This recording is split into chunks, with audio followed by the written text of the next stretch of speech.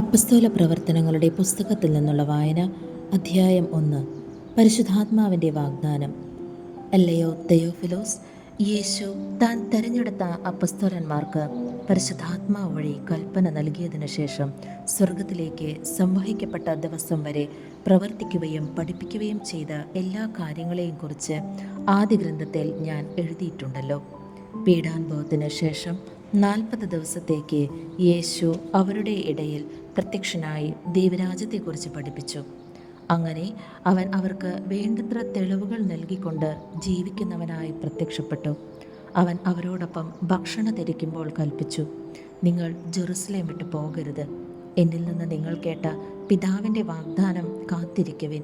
എന്തെന്നാൽ യോഹന്നാൻ വെള്ളം കൊണ്ട് സ്നാനം നൽകി, നിങ്ങളാകട്ടെ ഏറെ താമസിയാതെ പരിശുദ്ധാത്മാവിനാൽ സ്നാനം ഏൽക്കും. യേശുവിൻ്റെ സ്വർഗാരോഹണം. ഒരുമിച്ച് കൂടിയിരിക്കുമ്പോൾ അവർ അവനോട് ചോദിച്ചു, കർത്താവേ, അവിടുന്ന് ഇസ്രായേലിനെ രാജ്യം പുനഃസ്ഥാപിച്ച് നൽകുന്നത് എപ്പോഴാണ്? അവൻ പറഞ്ഞു, പിതാവ് സ്വന്തം അധികാരത്താൽ നിശ്ചയിച്ചുറപ്പിച്ചിട്ടുള്ള സമയമോ കാലമോ നിങ്ങൾ അറിയേണ്ട കാര്യമല്ല.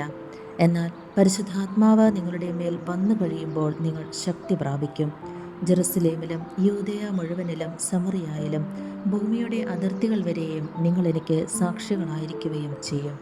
ഇത് പറഞ്ഞു കഴിഞ്ഞപ്പോൾ അവർ നോക്കി നിൽക്കെ അവൻ ഉന്നതങ്ങളിലേക്ക് സംവഹിക്കപ്പെട്ടു. ഒരു മേഘം വന്ന് അവനെ അവരുടെ ദൃഷ്ടിയിൽ നിന്ന് മറച്ചു. അവൻ ആകാശത്തിലേക്ക് പോകുന്നത് അവർ നോക്കി നിൽക്കുമ്പോൾ വെള്ളവസ്ത്രം ധരിച്ച 2 പേർ അവരുടെ മുൻപിൽ പ്രത്യക്ഷപ്പെട്ടു പറഞ്ഞു, അല്ലയോ ഗലീലിയരെ, നിങ്ങൾ ആകാശത്തിലേക്ക് നോക്കി നിൽക്കുന്നതെന്ത്?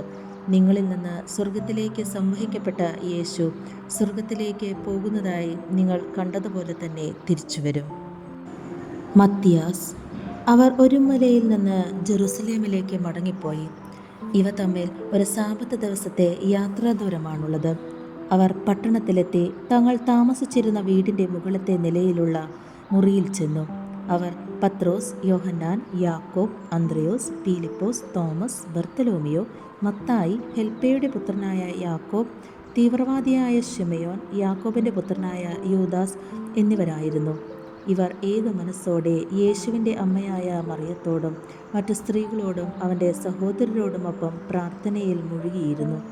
അന്നൊരു ദിവസം 120ഓളം സഹോദരർ സമ്മേളിച്ചിരിക്കെ പത്രോസ് അവരുടെ മധ്യേ എഴുന്നേറ്റ് നിന്ന് പ്രസ്താവിച്ചു, സഹോദരരെ, യേശുവിനെ പിടിക്കാൻ വന്നവർക്ക് നേതൃത്വം നൽകിയ യൂദാസിനെക്കുറിച്ച് ദാവീദ് വഴി പരിശുദ്ധാത്മാവ് അരുളി ചെയ്ത വചനം പൂർത്തിയാകേണ്ടിയിരുന്നു. അവൻ നമ്മിലൊരുവനായി എണ്ണപ്പെടുകയും ഈ ശുശ്രൂഷയിൽ അവന് ഭാഗഭാഗിത്വം ലഭിക്കുകയും ചെയ്തിരുന്നു. എന്നാൽ അവൻ തൻ്റെ ദുഷ്കർമ്മത്തിൻ്റെ പ്രതിഫലം കൊണ്ട് ഒരു പറമ്പ് വാങ്ങി. അവൻ തലകുത്തി വീണു. ഉദരം പിളർന്ന് അവൻ്റെ കുടലെല്ലാം പുറത്തു ചാടി. ജെറുസലേം നിവാസികൾക്കെല്ലാം ഈ വിവരമറിയാം. ആ സ്ഥലം അവരുടെ ഭാഷയിൽ രക്തത്തിൻ്റെ വയൽ എന്നർത്ഥമുള്ള ഹക്കൽദാമ എന്ന് വിളിക്കപ്പെട്ടു.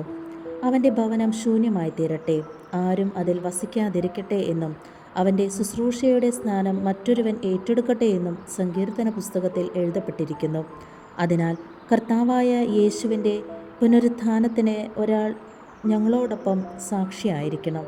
യോഹന്നാൻ്റെ സ്നാനം മുതൽ നമ്മിൽ നിന്ന് ഉന്നതങ്ങളിലേക്ക് സംവഹിക്കപ്പെട്ട നാൾ വരെ യേശു നമ്മോടൊപ്പം സഞ്ചരിച്ചിരുന്ന കാലം മുഴുവനും നമ്മുടെ കൂടെ ഉണ്ടായിരുന്നവരിൽ ഒരുവനായിരിക്കണം അവൻ.